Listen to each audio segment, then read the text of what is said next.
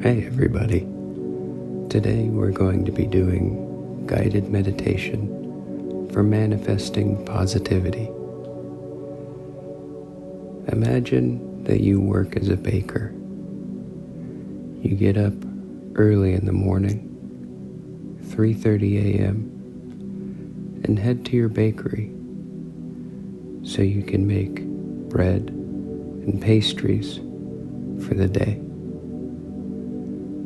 You arrive there a little after 4 a.m. and get started on the dough, opening bags of flour, opening bags of salt, opening bags of yeast, and many other ingredients that go into your delicious baked goods. You like using only the finest ingredients for your bakery items. Freshly milled flour, Japanese sea salt,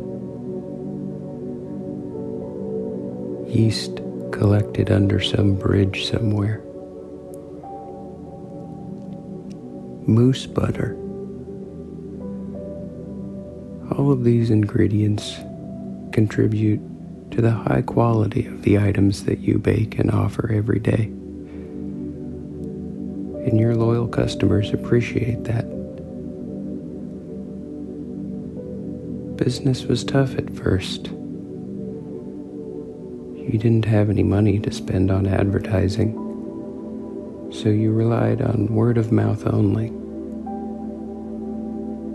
Also, sometimes you would walk around and scream, "Come to my bakery."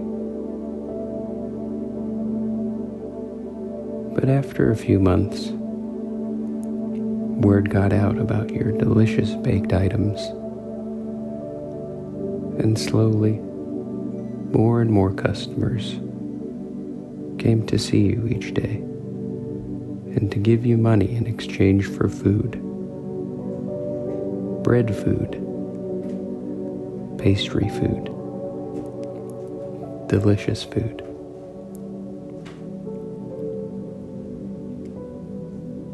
You make all of your bread by hand. You don't use any machines, and that's okay. You like feeling the dough, kneading it, massaging it. You find it relaxes you. It's not often that somebody gets to go to work and be relaxed by the work that they do. And you feel lucky for this. You spend hours kneading dough each day. Your forearms rippling with muscles. Your hands strong enough to bend iron bars, but soft to the touch. Keeping your hands in dough all day leaves your skin silky smooth and very soft. But all of the kneading is great exercise. And you can do over 800 push-ups in an hour. That might not seem like too much to do in 1 hour, but it is. Trust me. After you've kneaded your dough, you carefully load it into individual proofing baskets so it can rise. This process can take a few hours. So while you're waiting for the dough to rise, you look through your phone and see if there are any fun games to play. There aren't. You don't like playing phone games. So instead, you decide to look up some information about a topic that interests you on the World Wide Web.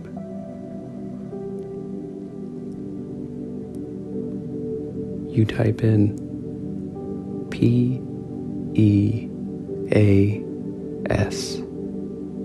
peas, and press enter. In your hand is all the information you could ever want about peas, your third favorite food. You spend the next 2 hours reading about peas, the different types, the best growing conditions for each type, different recipes involving peas, and you feel relaxed and comfortable in your quiet bakery surrounded by rising dough, learning about peas. You feel like you're about to drift off, but then an alarm you set a few hours ago starts chiming. This means the dough has risen properly, and it's time to get back to work.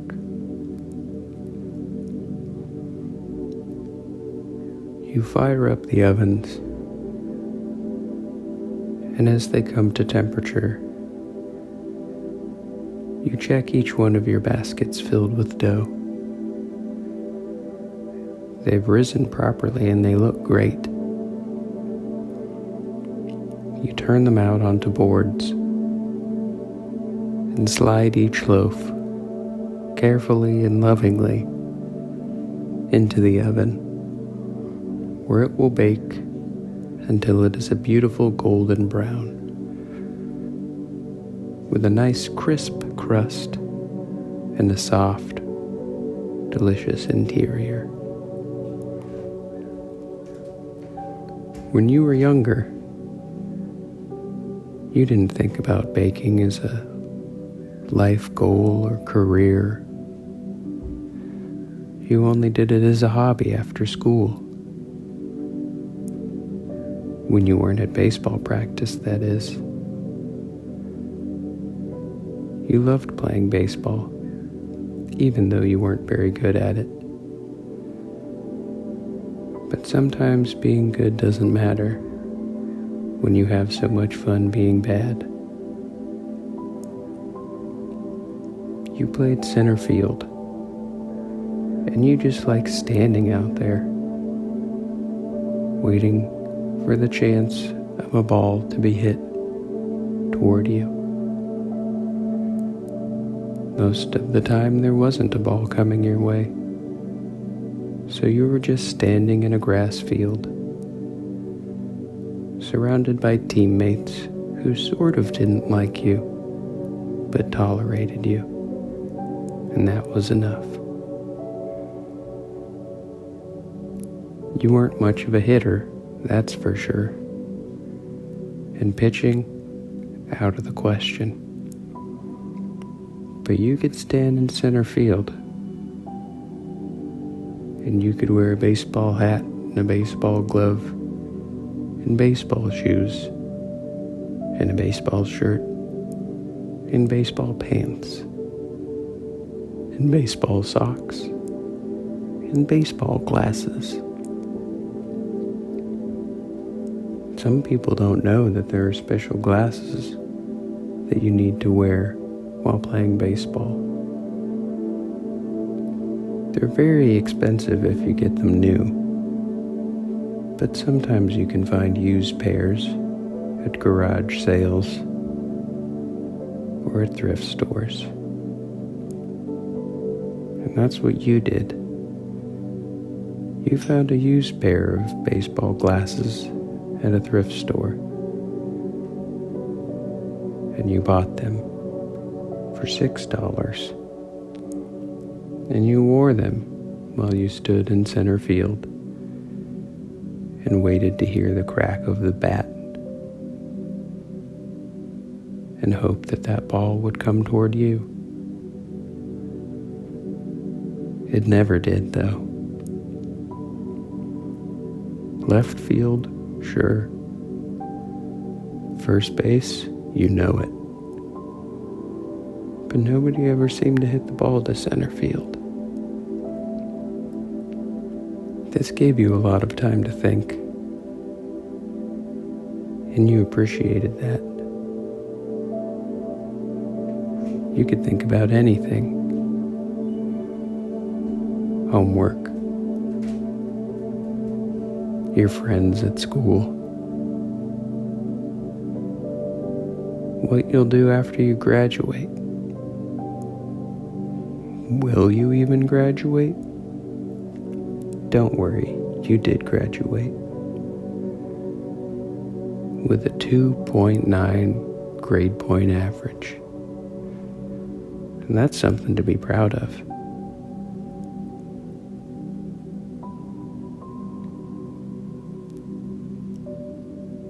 When the bread is done baking, you take it out of the oven and marvel at your creations. Each loaf, while similar in appearance, has subtle variations that make each one unique. The goal is to always make every loaf perfect and the same, but that's just not possible. So you settle for delicious and unique, as do your customers. And at about this time, the first customer comes in, and you hear the little bell on the door chime out as they open and close it. And they call your name from the front of the store. And you peek your head around the corner, and you see that it's one of your regular customers, smiling, asking if the bread is ready yet. And you tell them, yes, I just took it out of the oven. And they place their usual order. 13 loaves. They're a hungry boy. So you bag up their loaves, then they pay you some money, and you send them on their way. This continues throughout the morning until you sell out of your bread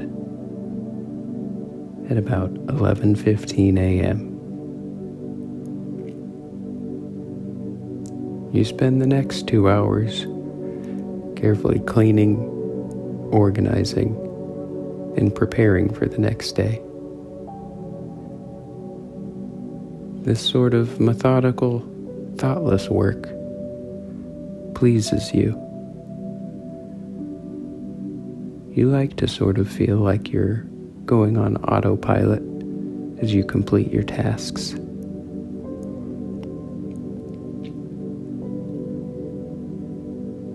You like to think about what the next day will hold. Will the bread be as good? Will there be as many customers? Will you have that nightmare again? But there's no way of knowing until tomorrow comes and you see what's in front of you. And that's okay.